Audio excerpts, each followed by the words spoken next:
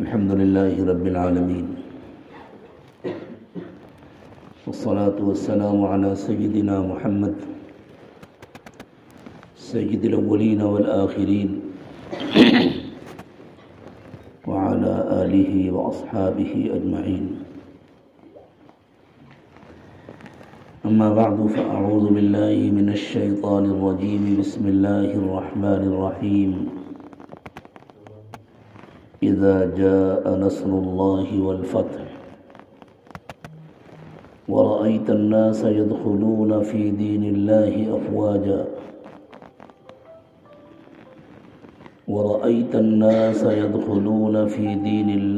أفواجا فسبح بحمد ربك واستغفره إنه كان توابا. سبحان ربك رب العزة عما يصفون وسلام على المرسلين والحمد لله رب العالمين. اللهم صل على سيدنا محمد وعلى آل سيدنا محمد وبارك وسلم. اللهم صل على سيدنا محمد وعلى آل سيدنا محمد وبارك وسلم. اللهم صل على سيدنا محمد وعلى آل سيدنا محمد وبارك وسلم. دنیا کا ہر انسان تربیت کا محتاج ہے. تربیت کے بغیر کوئی انسان اچھا انسان نہیں بن سکتا. انبیاء کرام علیہم السلام کی تربیت بلا واسطہ پروردگار عالم نے کی. اللہ تعالیٰ نے ان کی تربیت فرمائی، اور پھر اللہ تعالیٰ نے یہ ذمہ داری حضرات انبیاء کرام علیہم السلام کے کاندھوں پر ڈالی، اور انہوں نے ایمان لانے والے انسانوں کی تربیت فرمائی. رسول اکرم صلی اللہ علیہ وسلم نے حضرات صحابہ کرام کی تربیت فرمائی، اور پھر صحابہ کے کاندھوں پر یہ ذمہ داری ڈالی کہ وہ بعد والوں کی تربیت کریں، اور یہ سلسلہ آج تک چلا آ رہا ہے، قیامت تک جاری رہے. اللہ ہم کو اس سے فائدہ اٹھانے کا پورا موقع عطا فرمائے، توفیق عطا فرمائے، ہمارے لیے آسانیاں پیدا فرمائے. قرآن پاک تربیت کا نسخہ ہے.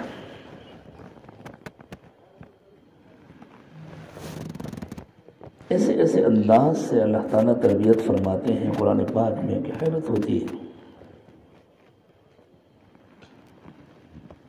ایسے باریک اسباق ہوتے ہیں اس میں جو بعض آسانی سے سمجھ میں آ جاتے ہیں، بعض ایسے ہیں جن کو صرف حضور اکرم صلی اللہ علیہ وسلم ہی سمجھ سکتے تھے. آپ نے ان کو سمجھا اور پھر ان کی روشنی میں صحابہ کرام کی تربیت فرمائی. دنیا میں جو انسان بھی کوئی بڑا کام کرتا ہے، عام طور سے وہ اس پر فخر کرتا ہے، وہ اپنی طرف اس کی نسبت کرتا ہے، وہ اپنے کارناموں کو بیان کرتا ہے، میں نے یہ کیا، میں نے یہ کیا، میں نے. بسا اوقات انسان اس کے ساتھ اللہ کا نام بھی شامل کر لیتا ہے، اللہ کے فضل سے میں نے یہ کیا، لیکن وہ میں ہوتی ہے، اللہ کی توفیق سے میں نے یہ کیا. جب تک یہ میں نہیں مٹتی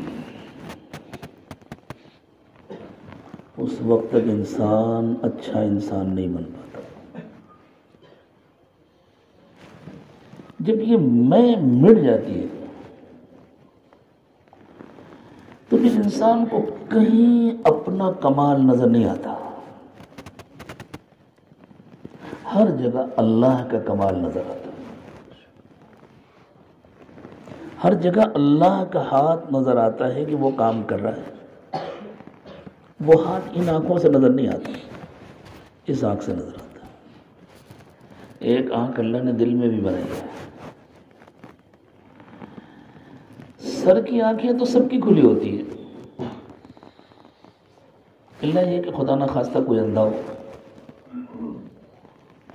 سر کی آنکھ سے دیکھنے کے لیے ایمان بھی شرط نہیں ہے، مومن بھی دیکھتا ہے، کافر بھی دیکھتا ہے۔ نیک ہونا بھی شرط نہیں ہے، نیک انسان بھی دیکھتا ہے، گنہگار بھی دیکھتا ہے، فرما بردار بھی دیکھتا ہے، نافرمان بھی دیکھتا ہے، لیکن دل کی آنکھوں سے ہر ایک نہیں دیکھ پاتا۔ دل کی آنکھیں سب کی کھلی نہیں ہوتی ہیں، دل کی آنکھیں اسی کی کھلی ہوتی ہیں جس کی تربیت ہو گئی، جس کے دل میں اللہ کی یاد جم گئی، جس کو اللہ تعالیٰ سے مضبوط رشتہ حاصل ہو گیا، جس کا دل زندہ ہو گیا، جس کا دل جاری ہو گیا، جس کا ایمان مکمل ہو گیا، اسی کے دل کی آنکھیں کھلتی ہیں۔ اللہ تعالیٰ نے کچھ نافرمانوں کا تذکرہ کیا تو ارشاد فرمایا فَإِنَّهَا لَا تَعْمَى الْأَبْصَارِ، یہ سر کی آنکھوں سے تو اندھے نہیں ہیں، وَلَكِنْ تَعْمَى الْقُلُوبُ الَّتِي فِي الصُّدُورِ، لیکن ان کے سینوں میں جو دل ہیں وہ اندھے ہیں۔ قرآن پاک کا یہ جملہ بتلا رہا ہے کہ کسی کے دل کی آنکھ کھلی ہوتی ہے، کسی کا دل اندھا ہوتا ہے، نابینا ہوتا ہے۔ اللہ کرے ہم سب کے دل کی آنکھیں کھل جائیں۔ جب انسان کے دل کی آنکھیں کھل جاتی ہیں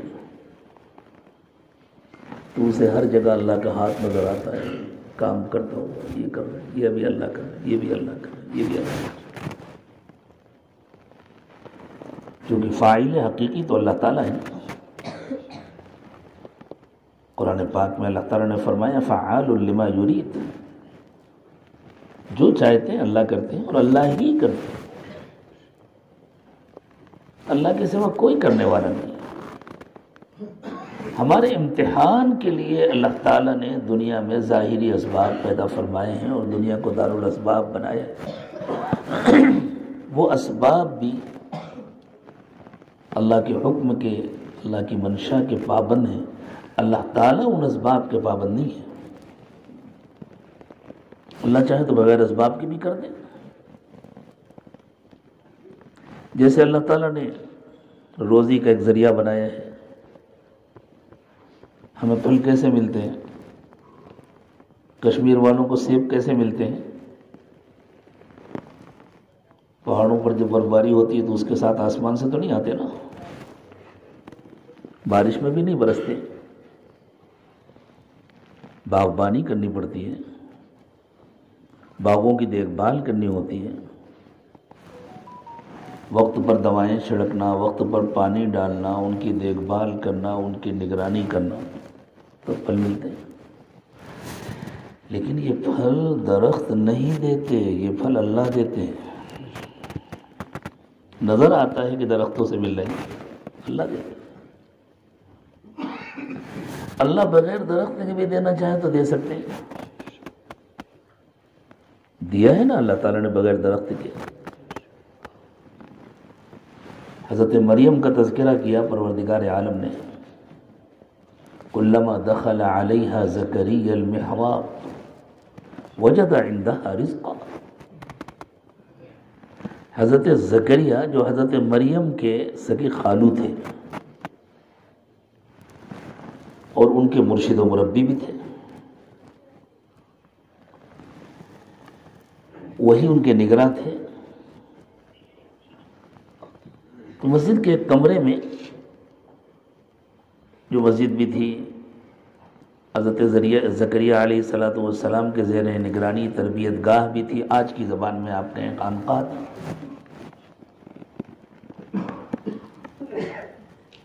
تو اس کے ایک کمرے میں حضرت مریم کا قیام تھا۔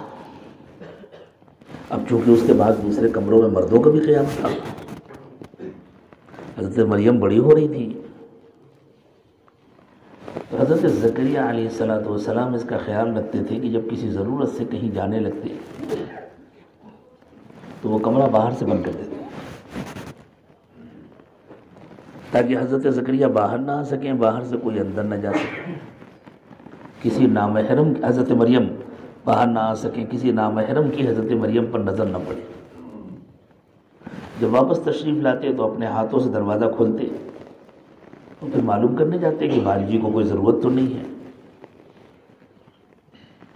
ایک دن حضرت زکریا تشریف لے گئے تو دیکھا وہاں تو تازے تازے پھل رکھے ہوئے ہیں۔ تو حضرت زکریا علیہ السلام کو تعجب ہوا۔ پہلی بات تو یہ ہے کہ دروازہ بند تھا، کوئی آ نہیں سکتا تھا۔ دوسری بات یہ ہے کہ ان پھلوں کا سیزن نہیں ہے، وہ آئے کہاں سے، اور وہ بھی تازے۔ اس زمانے میں کوئی کولڈ اسٹور تو ہوتے نہیں تھے، ٹرانسپورٹ بھی نہیں تھا کہ ہو سکتا ہے دنیا کے کسی اور ملک میں سیزن ہو اور وہاں سے آ جائے۔ دنیا کے الگ الگ ملکوں میں الگ الگ سیزن ہوتے ہیں، کوئی ضروری نہیں ہے کہ ہر جگہ ایک ہی موسم ہو۔ ہمارے یہاں ہندوستان میں جب سخت گرمی پڑ رہی ہوتی ہے تو افریقہ کے جو جنوبی ممالک ہیں وہاں سخت سردی ہوتی ہے، امریکہ کا جو جنوبی حصہ ہے وہاں سردی ہوتی ہے، آسٹریلیا میں سردی ہوتی ہے۔ اور جب ہمارے یہاں سخت سردی پڑ رہی ہوتی ہے تو ان ممالک میں گرمی ہوتی ہے۔ اس کا نتیجہ یہ ہے کہ جو گرمی کے پھل ہیں وہ ان ملکوں میں اس زمانے میں ہوتے ہیں جس زمانے میں ہمارے یہاں سردی ہوتی ہے۔ ہمارے یہاں آم گرمی میں ہوتا ہے نا، تو جب ہمارے یہاں سردی ہوتی ہے اس وقت ہندوستان میں آم نہیں ہوتا، لیکن جن ملکوں میں گرمی ہوتی ہے وہاں جہاں جہاں بھی آم کی کاشت ہوتی ہے وہاں آم ہوتا ہے، کھجوریں ہوتی ہیں۔ لیکن اس زمانے میں ٹرانسپورٹ کا ایسا سسٹم تو تھا نہیں کہ دور سے آ جائے، اور اگر کوئی مسافر مہینوں کا سفر کر کے لے کے بھی آتا تو پھل تازے نہیں رہ سکتے۔ حضرت زکریا علیہ السلام کو تعجب ہوا۔ قال یا مریم انا لکی ھذا، انہوں نے بڑی حیرت کے ساتھ پوچھا مریم یہ پھل کہاں سے ہے؟ قالت هو من عند اللہ، انہوں نے کہا خالو جان اللہ کے پاس سے ہیں، اور اللہ نہ سیزن کے محتاج ہے نہ درختوں کے محتاج ہے۔ ان اللہ یرزق من یشاء بغیر حساب، اللہ جس کو چاہتے بے حساب روزی دیتے ہیں۔ اتنا حیرت انگیز واقعہ تھا کہ اللہ تعالیٰ نے فرمایا اس کو دیکھتے ہی حضرت زکریا کو ایک اور خیال آ گیا۔ اس وقت تک حضرت زکریا علیہ السلام کی کوئی اولاد نہیں تھی، بوڑھے ہو گئے تھے حضرت زکریا، اہلیہ محترمہ بھی بوڑھی ہو گئی تھی، بال سفید ہو گئے تھے، اور عموماً باپ بننے کی اور کسی عورت کے لیے ماں بننے کی جو فطری عمر ہوتی ہے وہ گزر چکی تھی، اور حضرت زکریا علیہ السلام نے اللہ تعالیٰ سے اولاد کی دعا مانگنی چھوڑ دی تھی، اس لیے نہیں کہ اللہ اولاد دے نہیں سکتے، اس لیے کہ اللہ تعالیٰ انبیاء کرام علیہم السلام کو رضا بالقضاء کا سب سے اعلیٰ مقام عطا فرماتے ہیں کہ جو اللہ کی مرضی میں اس سے راضی۔ جب کسی انسان کی تربیت ہو جاتی ہے تو اسے بھی یہ مقام مل جاتا ہے کہ وہ اللہ کی مرضی سے راضی رہے۔ تو حضرت زکریا علیہ السلام نے ظاہری حالات کو دیکھ کر یوں سمجھا کہ شاید اللہ مجھے اولاد نہیں دینا چاہتے، اسی لیے تو میں بوڑھا ہو گیا، مجھے نہیں دیا، میری بیوی بھی بوڑھی ہو گئی، تو اگر اللہ نہیں دینا چاہتے تو میں کیوں مانگوں، میں اللہ کی مرضی کے خلاف اللہ سے کیوں دعا مانگوں۔ اللہ والوں کی شان بڑی عجیب ہوتی ہے۔ میں ذرا یہاں رک رہا ہوں، بھول جاؤں تو یاد دلائیے گا کہ میں کہاں رکا تھا۔ میں آپ کو ایک اور واقعہ سناتا ہوں۔ ایک بزرگ تھے، ان کو کہتے تھے شاہ دولہ، بڑے اللہ والے تھے، مجذوب صفت آدمی تھے، جو دعا مانگتے تھے اللہ قبول کر لیتے تھے۔ ایک مرتبہ ان کے علاقے میں بارش بہت ہوئی، ندی میں اتنا پانی بھر گیا، ڈیم بالکل ان کے علاقے میں کوئی بڑا ڈیم تھا وہ لبالب بھر گیا، اور اس کا خطرہ ہوا اگر ڈیم ٹوٹ گیا تو پورا شہر ڈوب جائے گا۔ خدا نہ خواستہ ڈیم ٹوٹے تو پھر یہی ہوتا ہے، اللہ نہ کرے دوبارہ کبھی ہو، ایک مرتبہ آپ کا سری نگر ڈوب چکا ہے، شاید اوپر چائنا والوں نے ڈیم کھول دیا تھا، واللہ اعلم، یاد ہوگا نا آپ لوگوں کو، بہت پرانی بات نہیں ہے۔ مجھے اس لیے یاد ہے کہ وہ جس بارش کے نتیجے میں وہ ڈیم کھلا تھا یا ٹوٹا تھا اللہ جانے، اور شہر ڈوبا تھا، جس دن وہ بارش شروع ہوئی تھی اسی دن فجر کے بعد میں سری نگر سے ممبئی گیا تھا۔ بڑے مشہور عالم ہیں حضرت مولانا خالد سیف اللہ رحمانی دامت برکاتہم، وہ تو پھنس گئے تھے، وہ تو اسی شہر میں تھے اور سیلاب میں پھنس گئے۔ تو ڈیم ٹوٹے یا ڈیم کسی وجہ سے کھولنا پڑے تو بڑا خطرہ ہوتا ہے، لوگ پریشان ہو گئے، بارش رکنے کا نام نہیں لے رہے، لوگ دعائیں مانگ رہے ہیں کہ بارش رکے، تھمے، جتنا پانی ہے اتنا ہی رہے، تو امید ہو کہ آہستہ آہستہ پانی نیچے اتر جائے گا۔ لوگوں نے یہ مشورہ کیا کہ بھائی چلو حضرت شاہ دولہ کے پاس چلے، انہی سے کہیں کہ حضرت دعا کی۔ لوگ پہنچے، حضرت بارش نہیں رک رہی، ڈیم لبالب بھر گیا ہے اور اس کے ٹوٹنے کا خطرہ ہے، دعا کر دی۔ فرمایا مجھے لے چلو ڈیم پر۔ لوگ لے گئے ان کو ڈیم پر، مذہوب آدمی تھے، کہاں سے ٹوٹنے کا ڈر ہے؟ تو جو حصہ کمزور تھا، اندیشہ تھا کہ شاید یہاں سے ٹوٹ جائے گا، وہاں پہنچے، کہے کدال لاؤ، جس سے کھدائی کرتے ہیں، پتہ نہیں آپ کے یہاں کیا کہتے ہیں اس کو، کدال کہتے ہیں کہ نہیں کہتے؟ کدال۔ لوگ کدال لے کر کے آئے، انہوں نے لیا اور وہیں سے ڈیم کو کھودنا شروع کر دیا۔ ارے لوگوں نے کہا حضرت کیا کر رہے ہیں آپ؟ کبھی جدھر مولا ادھر شاہ دولہ، جو اللہ کی مرضی وہ میری مرضی، اگر اللہ توڑنا چاہتے تو میں توڑوں گا۔ لیکن اس ادا پر اللہ کو ایسا پیار آیا، فوراً بارش رک گئی۔ اللہ کرے یہ ادا ہم بھی سیکھ لیں، جو اللہ کی مرضی وہ میری مرضی، زندگی غموں سے خالی ہو جائے گی، کوئی دکھ درد نہیں بچے گا۔ اللہ ہمیں یہ نصیب فرمائے۔ ہمارے بزرگوں نے فرمایا کہ سلوک کی محنت کر کے جن مقامات کو حاصل کیا جاتا ہے ان میں سب سے آخری اور سب سے بلند مقام ہے رضا، مقام رضا۔ تو یہ حضرت زکریا علیہ السلام کا مقام رضا تھا کہ شاید اللہ نہیں دینا چاہتے تو میں نہیں مانگوں، میں لاولد چلا جاؤں گا دنیا سے واپس، لیکن نہیں مانگوں۔ لیکن اللہ کی طرف سے ان کو یہ اطلاع تو نہیں دی گئی تھی کہ اللہ تم کو بیٹا نہیں دینا چاہتے، اولاد نہیں دینا چاہتے، انہوں نے خود سے یہ سمجھا تھا۔ تو یہ ان کا اجتہاد تھا، اور نبی بھی اجتہاد کرتے۔ جیسے ہی حضرت زکریا علیہ السلام نے حضرت مریم کے پاس بغیر موسم کے پھل دیکھا تو انہیں فوراً خیال آیا کہ نہیں، میں نے یہ کیسے سمجھ لیا کہ اللہ مجھے اولاد نہیں دینا چاہتے؟ صرف اسی لیے نا کہ عمر نکل گئی ہے، عمر نکلنے سے کیا فرق پڑتا ہے، اللہ چاہے تو بڑھاپے میں دے دے۔ قرآن کہتا ہے حضرت زکریا نے جب وہاں پھل دیکھا، علماء خاص طور سے اس لفظ پر غور کریں، ہنالک دعا زکریا ربہ، اس پورے مضمون میں سب سے اہم لفظ ہنالک ہے۔ ہنالک دعا زکریا ربہ، اس موقع پر، اس وقت،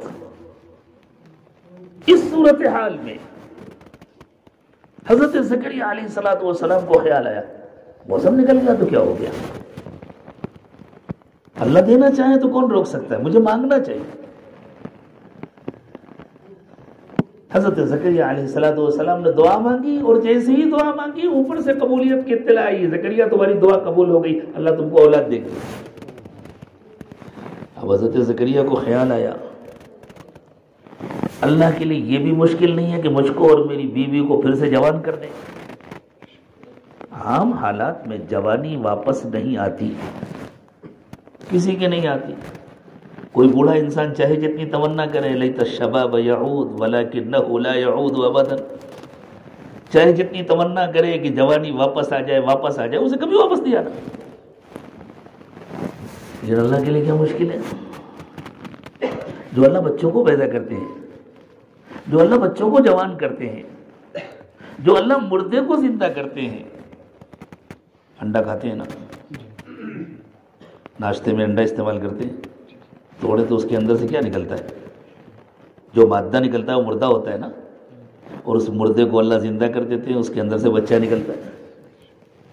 یخرج الحی من المیت ویخرج المیت من الحی ویحیی الارض بعد موتها۔ اللہ کی قدرت تو بڑی عجیب ہے، اللہ مردے سے زندہ نکالتے ہیں، زندہ سے مردہ نکالتے ہیں۔ مرغی زندہ انڈا دیتی ہے، انڈا مردہ، پھر انڈا مردہ، اس کے اندر سے بچہ نکلتا ہے، وہ زندہ۔ وَيُحْيِي الْأَرْضَ بَعْدَ مَوْتِهَا، زمین مر جاتی ہے، اللہ اسے پھر زندہ کرتا ہے۔ ہر سال گرمی کے زمانے میں زمین مردہ ہو جاتی ہے، زمین مر جاتی ہے، پھر اللہ کی رحمت برستی ہے اور اللہ تعالیٰ زمین کو پھر زندہ کرتا ہے۔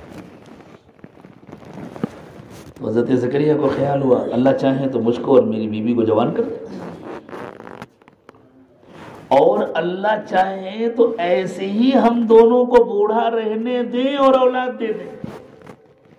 اللہ کے لیے دونوں برابر ہیں، فرق ہمارے لیے ہو سکتا ہے، اللہ کے لیے نہیں ہو سکتا۔ تو حضرت زکریا علیہ السلام نے اللہ تعالیٰ سے پوچھا اللہ کیا شکل ہوگی، ہمیں جوان کیا جائے گا یا ہم ایسے ہی رہیں گے اور آپ اولاد دیں گے؟ فرمایا نہیں، جوان نہیں کریں گے،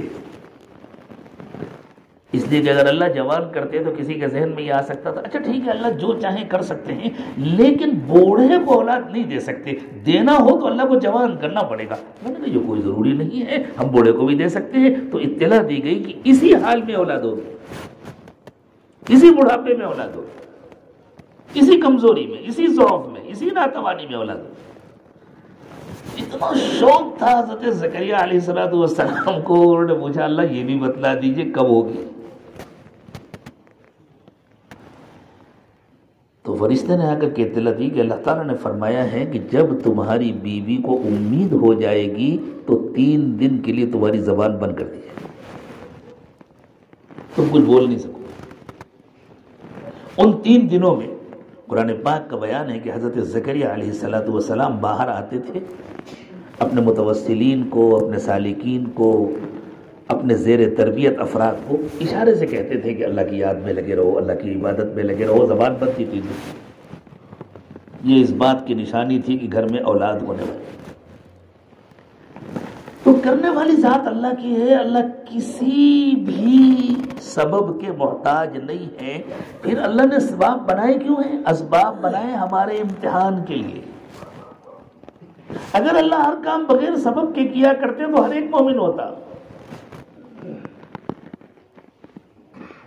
کوئی کافر نہ ہوتا اور کوئی ملحد نہ ہوتا۔ جیسے مولانا نے فرمایا تھا نا ایسے فتنے چل رہے ہیں، نوجوانوں کو یہ سبق پڑھایا جا رہا ہے کہ جو کچھ ہو رہا ہے سب کچھ خود بخود ہو رہا ہے۔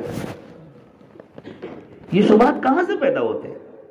یہ شبہات انہی اسباب کو دیکھ کر پیدا ہوتے ہیں، اسی دارالاسباب کو دیکھ کر کے پیدا ہوتے ہیں۔ یہ اللہ تعالیٰ نے مواقع پیدا کیے تاکہ انسان کا امتحان ہو، امتحان کے بعد ہی تو کامیابی ملتی ہے، امتحان کے بعد ہی تو ایمان والے کو اعلیٰ مقام ملے گا اور جنت ملے گی، بغیر امتحان کے کچھ نہیں ملتا۔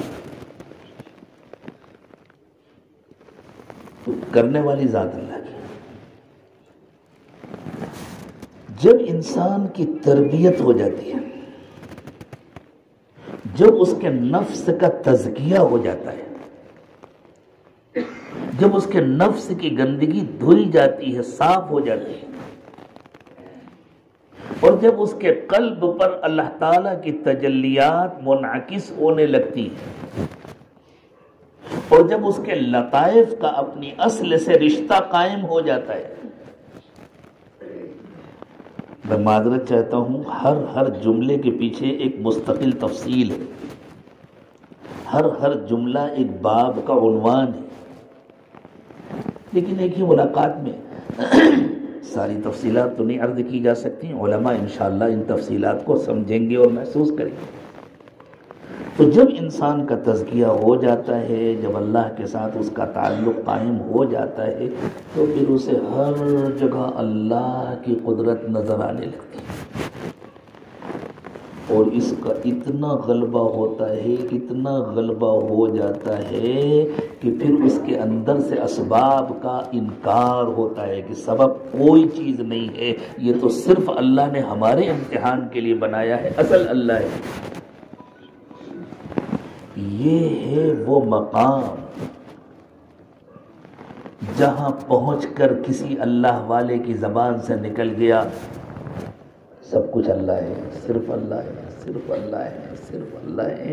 اس کا یہ مطلب نہیں ہے کہ وہ ہر مخلوق کا انکار کر رہے ہیں، ہر موجود کا انکار کر رہے ہیں، وہ دارالاسباب کا انکار کر رہے ہیں۔ وہ ایک بلند مقام ہے، وہاں پہنچ کر ان کے اوپر جس حال کا غلبہ ہے اور جو کچھ ان کو نظر آتا ہے اور جو کیفیات ان کے دل میں ہوتی ہیں وہ اس کا اظہار کر رہے ہیں۔ عوام کے درمیان نہ وہ باتیں کہنے کی ہیں نہ بیان کرنے کی ہیں، وہ ہے وہ بلند ترین مقام جس کی وجہ سے بعض ناسمجھوں نے ان کے اوپر طرح طرح کے فتوے لگا،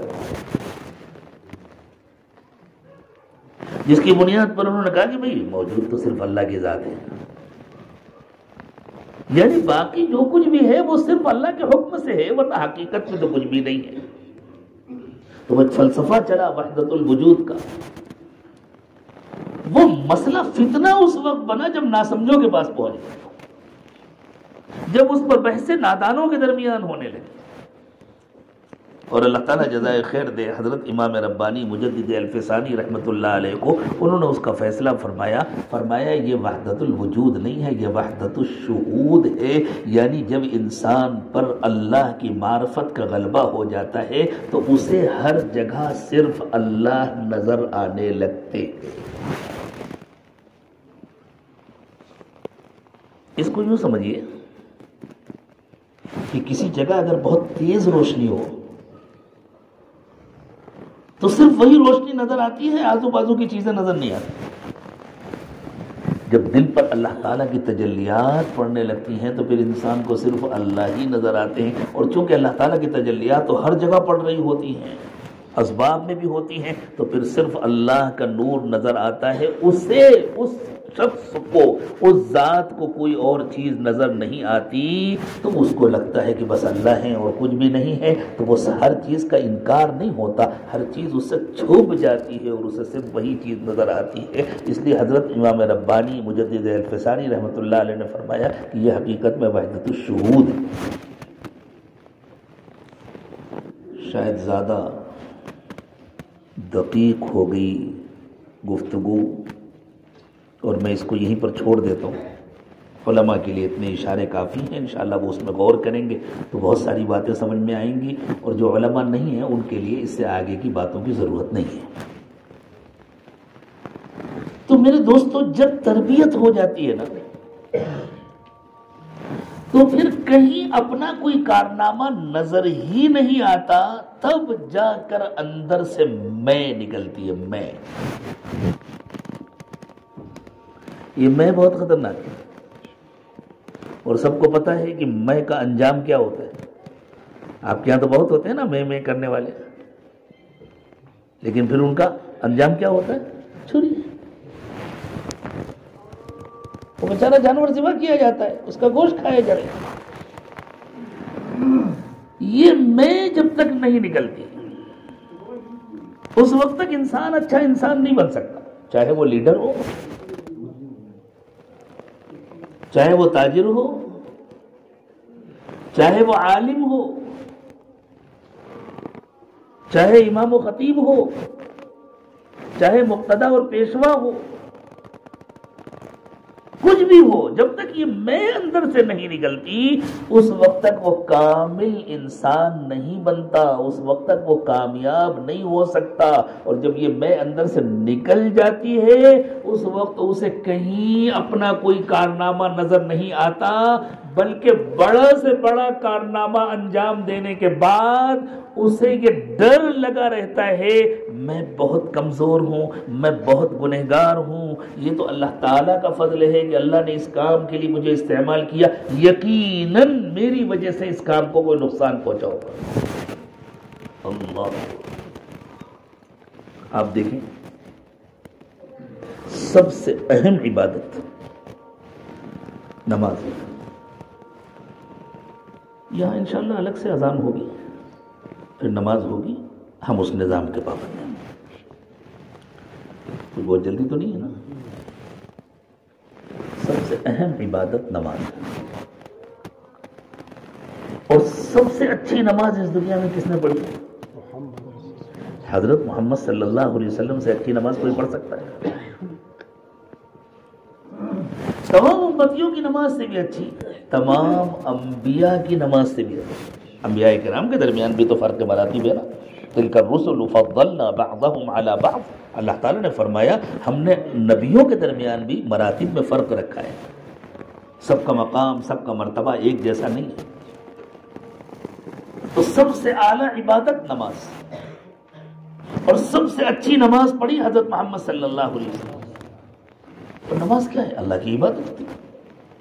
اللہ کے سامنے ہاتھ باندھ کر کھڑے ہونا، اللہ کے سامنے جھکنا، اللہ کے سامنے سر بسجود ہونا، اپنے آپ کو مکمل مٹی میں ملا دینا، اپنی پیشانی انسان کے جسم کا سب سے اعلیٰ حصہ ہے سر اور پیشانی، اس پیشانی کو مٹی میں ملا دینا اور زمین پر ڈال دینا کہ اللہ میری کوئی حیثیت نہیں ہے، میں کچھ بھی نہیں ہوں، عظمت اور بلندی صرف اور صرف آپ کے لیے ہے. اسی لیے سجدے میں جا کر یہ کہنے کا حکم دیا گیا اب اللہ سے کہو سبحان ربی الاعلیٰ، اللہ آپ کی ذات سب سے بلند ہے، آپ بالکل بے عیب ہیں، آپ کی ذات بلند ہے، میرے اندر کوئی بڑائی نہیں. اس نماز سے فارغ ہونے کے بعد عقل کیا کہتی ہے کہ کیا کہنا چاہیے تھا حضرت محمد صلی اللہ علیہ وسلم؟ ہم مشورہ نہیں دے رہے، لیکن بات کو سمجھنے کے لیے یہ بات کہی جا رہی ہے. انسانی عقل کیا کہتی ہے؟ حضور کو کہنا چاہیے تھا اللہ آپ نے توفیق بھی دی، میں نے نماز پڑھی، آپ کا شکریہ. شاید حضور اکرم صلی اللہ علیہ وسلم کو کہنا چاہیے تھا الحمدللہ الذی وفقنی لہذہ الصلاۃ، الحمدللہ الذی وفقنی لعبادتہ او لاداء ہذہ الصلاۃ. اللہ کا احسان ہے کہ اللہ تعالیٰ نے مجھے اس نماز کو پڑھنے کی توفیق عطا فرمائی. عقل تو یہ کہتی ہے نا کہ اتنا اہم عمل کیا تو یہ کہنا چاہیے کہ اللہ نے کرایا اور شکر ادا کرنا چاہیے. اور حضور اکرم صلی اللہ علیہ وسلم کیا کرتے تھے؟ سب کو معلوم ہے. نبی اکرم صلی اللہ علیہ وسلم سلام پھیرتے ہی سب سے پہلے فرماتے تھے اللہ اکبر، استغفر اللہ، استغفر اللہ، استغفر اللہ. کچھ اور کہنے سے پہلے نبی اکرم صلی اللہ علیہ وسلم ایک مرتبہ اللہ اکبر کہتے تھے اور 3 مرتبہ استغفر اللہ، استغفر اللہ، استغفر اللہ کہتے تھے.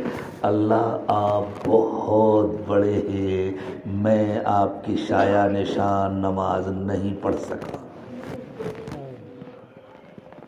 اللہ میری نماز اس قابل نہیں ہے کہ میں آپ کے دربار میں پیش کر سکوں. اللہ میں آپ کی عظمت کا پورے طور پر اعلان نہیں کر پایا. میں نے رکوع میں کہا سبحان ربی العظیم، لیکن اللہ مجھے آپ کی عظمت کا جیسے اظہار کرنا چاہیے تھا میں نہیں کر سکا. میں نے سجدے میں کہا سبحان ربی الاعلی، لیکن اللہ آپ کے بلند ترین مقام کا مجھے جیسے اظہار کرنا چاہیے تھا میں نہیں کر سکا. اللہ آپ میرے کہنے سے زیادہ، میرے سمجھنے سے زیادہ، میرے سوچنے سے زیادہ بلند ہے. میں آپ کی عظمت اور بلندی کا تصور بھی نہیں کر سکتا. اللہ آپ بہت بڑے ہیں اور اللہ میں بندہ ہوں، کمزور ہوں، گنہگار ہوں. اللہ میری نماز اس قابل تو نہیں ہے کہ آپ کے دربار میں پیش کی جا سکے، آپ قبول کریں. بس اللہ جیسا بھی ہوں مجھ سے جیسا بن پڑا میں نے کر لیا، مجھے امید ہے کہ آپ مجھے معاف کر دیں گے. استغفر اللہ، استغفر اللہ، استغفر اللہ. اللہ تعالیٰ کی عظمت کا اعتراف کر کے 3 مرتبہ نبی اکرم صلی اللہ علیہ وسلم اللہ سے معافی مانگتے تھے. کوئی گناہ کیا ہے آپ نے؟ رکوع کر کے، سجدہ کر کے، قیام کے ذریعے، قعود کے ذریعے، تشہد کے ذریعے آپ نے کوئی گناہ تو نہیں کیا. لیکن یہ ہے وہ تربیت جو اللہ تعالیٰ نے فرمائی ہے اپنے نبی پاک صلی اللہ علیہ وسلم. اور حضور اکرم صلی اللہ علیہ وسلم نے یہی تربیت فرمائی حضرات صحابہ کرام. اور آپ نے امت کے علماء مربین اور مرشدین کے حوالے یہ کام کیا کہ جن کی تربیت ہو جائے وہ دوسروں کی تربیت کریں، اور قیامت تک یہ سلسلہ جاری رہے گا۔ العلماء ورثۃ الانبیاء، کہ علماء انبیاء کے وارث ہیں۔ علماء سے مراد وہ علماء جن کی نبی اکرم صلی اللہ علیہ وسلم کے ذریعے بالواسطہ تربیت ہو چکی ہے، جن کو وہ ساری صفات اور خصوصیات حاصل ہو گئیں، جن صفات اور خصوصیات کو پیدا کرنے کے لیے نبی اکرم صلی اللہ علیہ وسلم تشریف لے آئے تھے، صرف کتابیں پڑھ لینے والے نہیں اور صرف سند لے لینے والے نہیں۔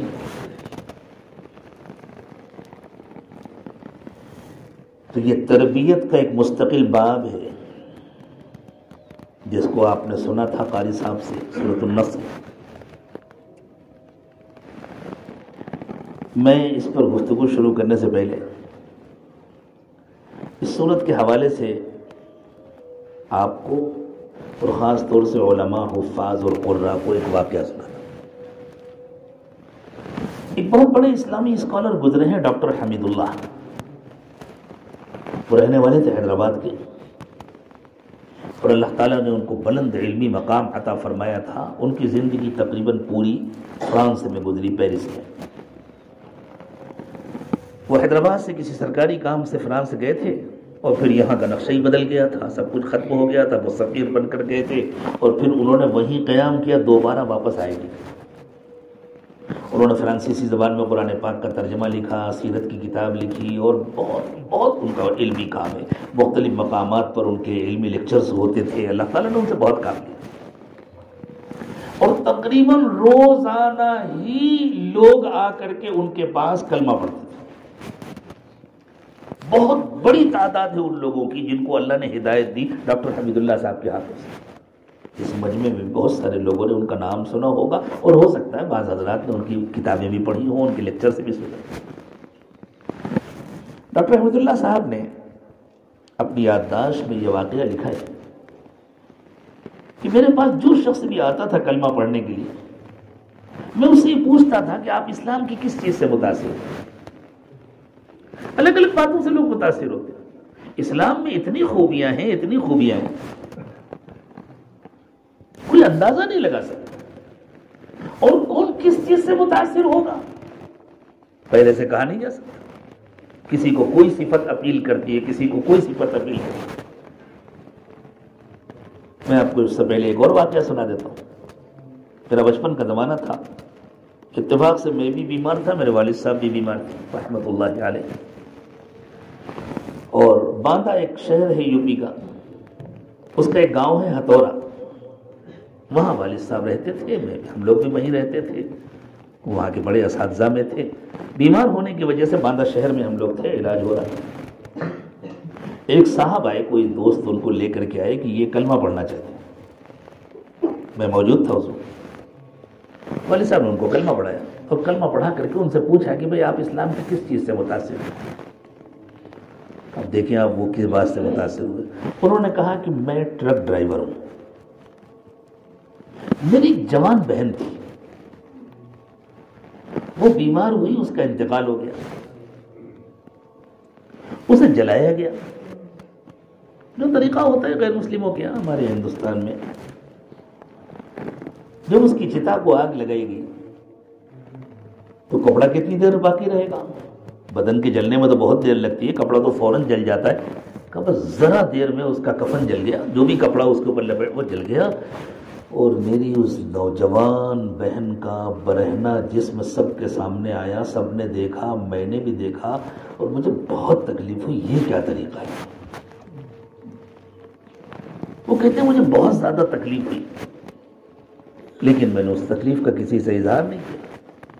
پھر کہتے ہیں کئی سال گزر گئے، میں ایک جگہ اپنے ٹرک سے جا رہا تھا تو روڈ جام ہو گیا، آگے مجمع چل رہا تھا، میں نے دیکھا ایک جنازہ ہے جس کو لوگ لے کر کے جا رہے ہیں۔ وہ کہتے ہیں مجھے اندازہ ہوا کہ اب تھوڑی دیر تک تو روڈ جام رہے گا، جب تک یہ جنازہ قبرستان نہیں پہنچے گا۔ میں نے اپنا ٹرک بازو میں کھڑا کیا اور اترا، اور کسی سے پوچھا کہ یہ جنازہ کس کا ہے؟ تو کہا ایک عورت کا ہے۔ کیا عمر رہی ہوگی؟ تو وہی عمر تھی جو میری بہن کی تھی۔ جو کہتے ہیں میں نے سوچا ہمارے ہاں جو ہوتا ہے وہ تو ہم دیکھ چکے ہیں، اور اس سے تو مجھے بہت تکلیف پہنچی تھی، دیکھیں ان کے یہاں کیا ہوتا ہے۔ وہ کہتے ہیں میں بھی جنازے کے ساتھ ساتھ قبرستان میں چلا گیا اور میں نے جا کر کے وہاں دیکھا اللہ اکبر، کفن ہونے کے باوجود وہاں باقاعدہ کپڑے سے پردہ کیا گیا۔ عورت کو تو اللہ نے پردے کے لیے بنایا، باقاعدہ پردہ کیا، اور پھر صرف گھر کے جو محرم افراد تھے وہ آگے آئے اور بڑے اہتمام کے ساتھ اور بڑی عزت کے ساتھ اسے قبر میں اتارا گیا، اور پھر اس پر مٹی ڈالی گئی تختے لگا کر کے احتیاط کے ساتھ، اور پھر اس کو دفن کیا گیا۔ کہتے ہیں وہیں کھڑے کھڑے میرے دل نے فیصلہ کیا سچا دین یہ ہے۔ آپ دیکھیں کتنی چھوٹی سی بات ہے، لیکن اسلام کی کس ادا سے کون متاثر ہوگا پہلے سے کچھ نہیں کہا جا سکتا۔ تو ڈاکٹر حمید اللہ صاحب کہتے ہیں کہ جو لوگ بھی آتے تھے میں ان سے پوچھ لیتا تھا کہ بھئی آپ کلمہ پڑھنے آئے، آپ مسلمان ہو رہے ہیں، آپ اسلام کی کس خوبی سے متاثر ہوئے؟ وہ لوگ جو بتلاتے تھے میں نوٹ کر لیتا۔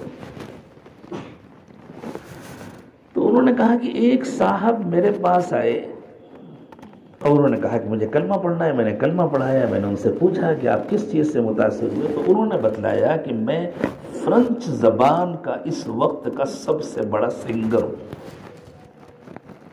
سب سے بڑا موسیقار، سب سے بڑا گائیکار اور موسیقی کا ماہر۔ ایک مرتبہ غالباً سعودی عرب کی یا کسی اور عرب ملک کی ایمبیسی میں افطار کی دعوت تھی، تو ایسے موقعوں پر بہت سارے نمایاں غیر مسلموں کو بھی دعوت دی جاتی ہے، تو انہوں نے سب لوگوں کو دعوت دی تھی، میں بھی چونکہ مشہور آدمی ہوں مجھے بھی دعوت دی۔ وہ کہتے ہیں جب میں وہاں پہنچا تو وہاں ایک ریکارڈ چل رہا تھا، میں نے جاتی پوچھا بھائی یہ کون سا گیت ہے اور یہ کون سی موسیقی ہے؟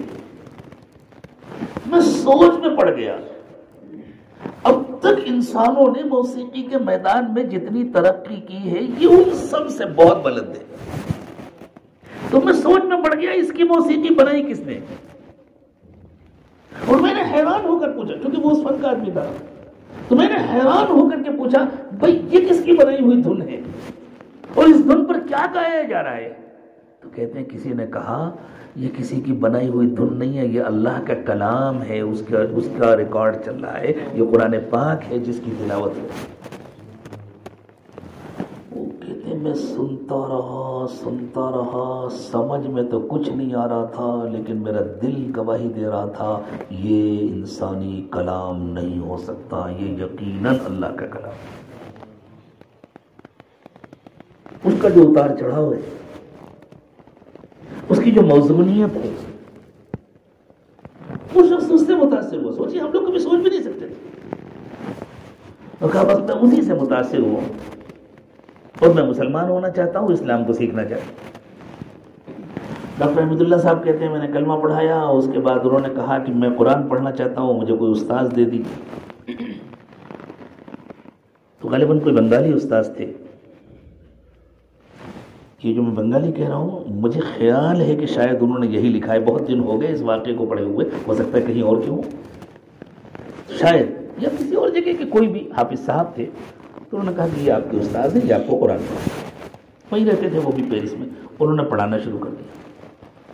ڈاکٹر حمید اللہ صاحب کہتے ہیں میں پریشان ہو گیا، کچھ دنوں کے بعد وہ بندہ آیا اور اس نے کہا قرآن میں ایک جگہ غلطی ہے۔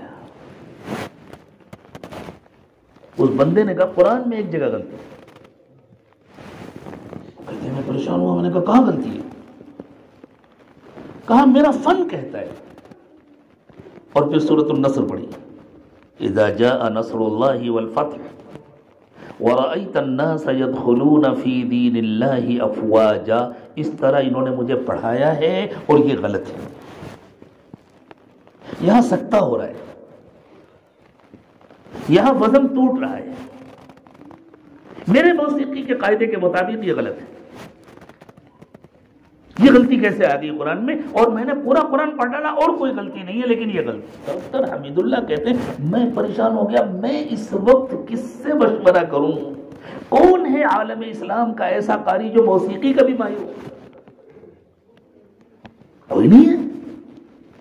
موسیقی کو تو مٹانے کے لیے تشریف لائے ہیں محمد رسول اللہ صلی اللہ علیہ وسلم۔ ڈاکٹر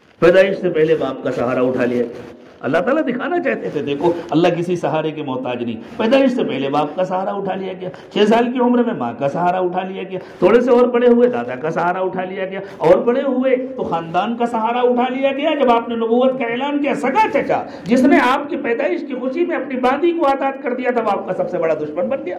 تبت یدا ابی لہب وتب, ابو لہب آپ کا سب سے بڑا دشمن بن گیا. یہ سب آپ پہ جان چھڑکنے والے لوگ تھے, یہ آپ کا احترام کرنے والے لوگ تھے.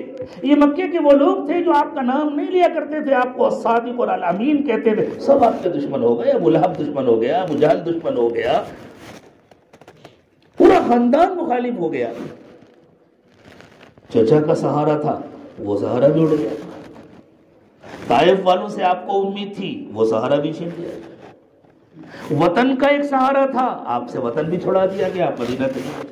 سارے سہارے اللہ تعالیٰ نے ختم کر دیے. بظاہر اس کا تقاضا یہ تھا کہ آپ کا نام و نشان مٹ جاتا, لیکن اللہ نے آپ کے نام و نشان کو دنیا میں سب سے زیادہ بلندی عطا فرمائی. جتنا آپ کا نام لیا جاتا ہے اللہ کے نام کے بعد پوری دنیا میں نہ کبھی کسی کا نام لیا گیا نہ لیا جائے گا. فیجی کے جزیروں سے فجر کی اذانیں جب شروع ہوتی ہیں اور مؤذن کہتا ہے اشہد ان لا الہ الا اللہ اشہد ان محمد رسول اللہ, تو ابھی ایک شہر کی اذانیں مکمل نہیں ہو پاتی. وقت تھوڑا سا آگے بڑھ جاتا ہے, اگلے شہر کی اذانیں شروع ہو جاتی ہیں, پھر اس کے اگلے شہر کی اذانیں شروع, پھر اس کے آگے کی اذانیں شروع ہو جاتی ہے. نتیجہ یہ نکلتا ہے کہ اس مشرق بعید سے فجر کی اذانیں جب ہمارے ملک تک پہنچتی ہیں اس وقت تک وہاں ظہر کی اذانیں شروع ہو چکی ہوتی ہیں. ابھی یہ فجر کی اذانیں آگے چل رہی ہوتی ہیں, پیچھے عصر کی اور مغرب کی اذانیں شروع ہو جاتی ہیں. پوری دنیا کے نقشے پر نظر ڈالیں, کوئی سیکنڈ ایسا نہیں گزرتا جس میں ایک دو نہیں ہزاروں لاکھوں مؤذن بلند آواز سے اللہ کے نام اور اللہ کے نبی صلی اللہ علیہ وسلم کے نام کا اعلان نہ کر رہے ہوں. اشہد ان لا الہ الا اللہ اشہد ان محمد رسول اللہ. ہر سیکنڈ میں دنیا میں لاکھوں مؤذن اذان دے رہے ہوتے ہیں اور اعلان کر رہے ہوتے ہیں. کہیں کسی وقت کی اذان ہوتی ہے, کہیں کسی وقت کی اذان ہوتی ہے. ابھی ہم یہاں بیٹھے, دنیا کے بعض علاقوں میں فجر کی اذانیں ہو رہی ہوں, کہیں ظہر کی اذانیں ہو رہی ہوں, کہیں عصر کی اذانیں ہو رہی ہوں. ہم سے پیچھے کے جو علاقے ہیں, ہم سے آگے کے جو علاقے, وہاں عصر کی اذانیں ہو رہی ہوں گی. ابھی ہمارے یہاں عشاء کی اذانیں شروع ہو گئی ہیں. ابھی اگر ہم سعودی عرب میں چلے جائیں, دبئی میں چلے جائیں, سعودی عرب میں چلے جائیں, یا آپ اپنے موبائل میں دیکھیں تو وہاں شاید مغرب کا وقت ہوا ہوگا یا اس سے پہلے بھی عصر کی اذانیں ہو رہی ہوں. سارے اسباب ختم, سارے سہارے ختم, اور نام اللہ نے ایسا بلند کیا. اللہ تعالیٰ نے آپ سے وعدہ کیا تھا آپ کا صرف نام بلند نہیں ہوگا, آپ کا دین بھی بلند. آپ کو ہی اللہ تعالیٰ غلبہ عطا فرمائے. هو الذي ارسل رسوله بالهدى ودين الحق ليظهره على الدين كله. اللہ نے رسول کو ہدایت اور دین برحق دے کر کے بھیجا ہے. یہ اللہ کا فیصلہ ہے کہ آپ کا ہی دین ہر دین پر غالب ہوگا. علمی طور پر, استدلال کے طور پر ہر دین پر اسلام غالب ہو چکا. الحمدللہ پھر یہ آپ سے وعدہ کر لیا گیا تھا جزیرۃ العرب تو آپ کی زندگی میں ہی آپ کی ماتحتی میں آ جائے گا. اور حضور اکرم صلی اللہ علیہ وسلم کو اس کی خوشی نہیں تھی کہ میری حکومت بہت بڑی قائم ہو جائے. آپ نے اپنی اور اپنے خاندان کی کوئی حکومت نہیں بنائی. آپ کو اس کی خوشی تھی کہ زیادہ سے زیادہ لوگ جنتی بن جائیں, جہنم سے بچ جائیں, اللہ کو پہچانیں. لیکن اس زمانے میں اس کے لیے ضروری تھا کہ سیاسی غلبہ بھی حاصل ہو. تو اللہ تعالیٰ نے پہلے سے بتلا دیا, دیکھیں جب آپ کو سیاسی غلبہ حاصل ہو جائے اور جب مکہ فتح ہو جائے اور اس کے بعد پورا عرب فتح ہو جائے اور لوگ اکا دکا نہیں سینکڑوں اور ہزاروں کی تعداد میں اللہ کے دین میں داخل ہونے لگیں, تو آپ کو کیا کرنا چاہیے؟ فَسَبِّحْ بِحَمْدِ رَبِّكَ. تو اپنے رب کی پاکی بیان کرنی چاہیے, اس کی تعریف کرنی چاہیے. تسبیح اور تحمید, تسبیح اور حمد دونوں ایک دوسرے کے لیے لازم عمل ہے, اور ان دونوں کا نتیجہ ہے الوہیت. تسبیح کے معنی یہ ہے اس حقیقت کا اعتراف کرنا کہ اللہ کی ذات میں کوئی کمی نہیں, اور جس کے اندر کوئی کمی نہ ہو وہی تو تعریف کے قابل ہو سکتا ہے. جس کے اندر کوئی کمی ہے وہ کیسے تعریف کے قابل ہے؟ ایک معمار نے بہت اچھی مسجد بنائی لیکن اس کے اندر ایک بہت بڑی کمی ہے کہ اس کو یہ مسجد بنانے کی جو صلاحیت ملی وہ اس کی اپنی نہیں ہے، کسی نے دی ہے. اس نے کسی سے سیکھا ہے. اس کی طاقت بھی ہمیشہ باقی رہنے والی نہیں ہے. تو پھر وہ کہاں قابل تعریف ہوا؟ قابل تعریف تو وہ ہوا جس نے اس کو سکھایا ہے. قابل تعریف تو وہ ہوا جس نے اس کو طاقت دی. تو اس کا استاذ قابل تعریف ہوا. لیکن یہی کمی استاذ کے اندر بھی ہے، اس کے اندر بھی اپنی ذاتی صلاحیت نہیں تھی، اس کو بھی کسی نے سکھایا ہے. ساری تعریفیں پہنچتی ہیں اللہ کی ذات تک. اللہ کی ذات بھی عیب ہے، اللہ کو کسی نے کچھ نہیں سکھایا، اللہ کے کسی کام میں کوئی کمی نہیں. تو جو بے عیب ہے وہی قابل تعریف ہے، اور جس کے اندر کوئی عیب نہیں، جس کے جو ہر طرح قابل تعریف ہے وہی تو قابل عبادت ہو سکتا ہے. وہی تو اس قابل ہو سکتا ہے کہ اس کے سامنے سر جھکایا جائے، اس کی عظمت کے گن گائے. تو سبحان اللہ کے ساتھ الحمدللہ لازم ہے، اور الحمدللہ کے ساتھ سبحان اللہ لازم ہے. تعریف نہیں ہو سکتی اس کی جس کے اندر کوئی عیب ہو، اور جس کے اندر کوئی عیب نہ ہو اس کے سوا کوئی اور قابل تعریف نہیں ہو سکتا.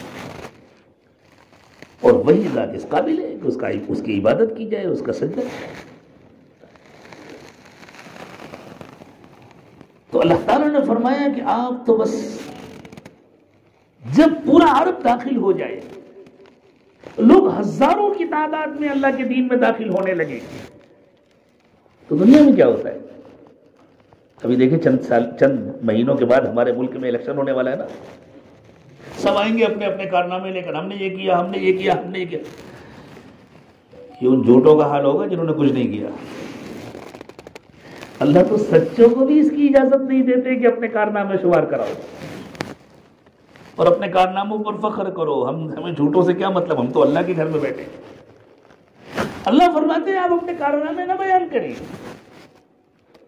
اللہ کی تعریف کریں اور اپنی کمی کا اعتراف کریں کہ اللہ یہ تو آپ کا فضل ہے، آپ کا کرم ہے، آپ کی نگرانی سے، آپ کی توفیق سے کچھ ہوا. جو کچھ کیا آپ نے کیا. اللہ اگر کام ہمارے اوپر چھوڑ دیتے تو صرف ہم بگاڑتے اور کچھ نہیں کر سکتے تھے. اس کے باوجود اللہ ہمیں اعتراف ہے ہم نے جو کچھ بھی کیا اس میں یقیناً کمیاں ہیں، ہمیں نظر آئے یا نہ نظر آئے، معلوم ہو یا نہ معلوم ہو. اللہ کمیوں سے پاک صرف آپ کی ذات ہے، کمیوں سے پاک صرف آپ کا کام ہے. ہمارے اندر کمیاں ہیں، ہمارے ہر کام میں کمیاں ہیں. فسبح بحمد ربک واستغفر، اس لیے اللہ سے معافی مانگیں. اور یہ رسمی طور پر معافی مانگنا نہیں ہے، حقیقت میں معافی مانگیے. اور پھر اللہ کہہ رہے ہیں جب سب کچھ کرنے کے بعد اس طرح اعتراف کے ساتھ معافی مانگو گے تو اللہ محروم نہیں فرمائیں گے. انہ کان توابا، وہ بہت معاف کرنے والا ہے، وہ توبہ قبول کرنے والا ہے، وہ معاف کر دے گا. یہ تربیت کا کتنا اہم باب ہے. اپنے کارناموں کو شمار مت کرو، اللہ سے معافی مانگو، اپنی غلطیوں پر نظر رکھو. جتنا زیادہ اللہ تعالیٰ تمہیں کام کا بناتے جائیں اتنا زیادہ اپنی غلطیوں پر نظر رکھو. حضرت امام ربانی مجدد الفسانی رحمۃ اللہ علیہ نے اپنے مکتوبات میں یہ لکھا ہے کہ جب اللہ تعالیٰ انسان کے دل کو روشن کر دیتے ہیں تو اسے جو سب سے بڑی نعمت حاصل ہوتی ہے وہ ہے دید قصور. دید قصور کا مطلب یہ ہے کہ پھر اسے اپنی کمیاں نظر آنے لگتی ہیں، اور جتنی کمیوں کا اعتراف کر کے اللہ سے معافی مانگتا ہے اتنی اور نظر آتی ہیں، جتنی کمیوں کا اعتراف کر کے معافی مانگتا ہے اتنی اور نظر آتی ہیں. کیونکہ ہمارا سیٹ اپ یہ ایسا ہے، ہمیں اللہ تعالیٰ نے بنایا ہی ایسا ہے، ہمیں اللہ نے کمزور بنایا ہے، ہمیں اللہ نے عجلت پسند بنایا ہے. جس طرح آپ دیکھیں کیا ایک دن غسل کر لینا کافی ہوتا ہے؟ کل تو میں نے نہا لیا تھا، اب غسل کرنے کی ضرورت نہیں. روز غسل کرے، روز میل نکلتا ہے، کیونکہ روزانہ پسینہ نکلتا ہے. پسینے کا نکلنا کوئی گناہ نہیں ہے. لیکن اللہ تعالیٰ نے ہمیں ایسا بنایا ہے کہ ہمارے جسم سے پسینہ نکلتا ہے، ہمارے جسم سے میل نکلتا ہے، اور ہمیں روزانہ غسل کرنا پڑتا ہے، پانی کا بھی استعمال کرنا پڑتا ہے، صابن کا بھی استعمال کرنا پڑتا ہے۔ کسی آدمی کو اس پر کوئی اعتراض نہیں ہوتا، ہر آدمی اپنے جسم کو صاف ستھرا رکھنا چاہتا ہے۔ ہمارے کپڑے ہم پہنتے ہیں میلے ہو جاتے ہیں، اللہ تعالیٰ نے ایسے بنائے، چاہے آپ جتنی اچھی لانڈری میں دھلوا لیں، چاہے جتنا اچھا واشنگ پاؤڈر استعمال کر لیں، لیکن آپ کپڑے پہنیں گے تو وہ گندے ہوں گے، اور جب گندے ہوں گے تو ان کو دوبارہ دھویا جائے گا۔ جس طرح ہمارے کپڑوں کو میلا ہونا ہے اور ہمارا کام ہے ان کو دھونا، جس طرح ہمارے جسم کو میلا ہونا ہے اور ہمارا کام ہے اس کو دھونا اور صاف کرنا، اللہ تعالیٰ یہ ہماری تربیت فرما رہے۔ ہم نے تمہیں ایسا بنایا ہے کہ تم سے کچھ نہ کچھ تمہارے اندر کمیاں رہیں گی، تمہارا کام ہے ان کمیوں پر اللہ سے معافی مانگنا، اور جب تم مستقل ان کمیوں کا اعتراف کرتے رہو گے اور معافی مانگتے رہو گے تو اللہ تعالیٰ تمہیں اپنے قرب کا وہ اعلیٰ مقام عطا فرمائیں گے کیونکہ کوئی تصور نہیں کر سکتا۔ یہی ہے عبدیت۔ تو اللہ تعالیٰ نے تربیت کے لیے نازل فرمایا ہے قرآن پاک کو۔ انبیاء کرام علیہ السلام کی تربیت اللہ تعالیٰ نے خود فرمائی ہے، اور بقیہ امت کی تربیت اللہ تعالیٰ نے انبیاء کرام علیہ السلام کے ذریعے فرمائی ہے۔ اللہ کے لیے ہم سب کی بھی تربیت ہو، ہم سب ہر وقت تربیت کے محتاج ہیں، ہم سب ہر وقت کسی کی نگرانی کے محتاج ہیں۔ ہم میں سے ہر ایک کو اس کی ضرورت ہے کہ ہمارا کوئی نگراں ہو اور وہ ہم کو اللہ اور اس کے رسول کے راستے پر چلائے۔ ہمارے نفس کی لگام کسی کے ہاتھ میں ہو، تاکہ ہمارا نفس خود فیصلہ نہ کرنے پائے، وہ فیصلے میں کسی کے تابع ہو، محتاج ہو، اور جس کے ہاتھ میں ہمارے نفس کی لگام ہو وہ ہم کو اپنے راستے پر نہ چلائے۔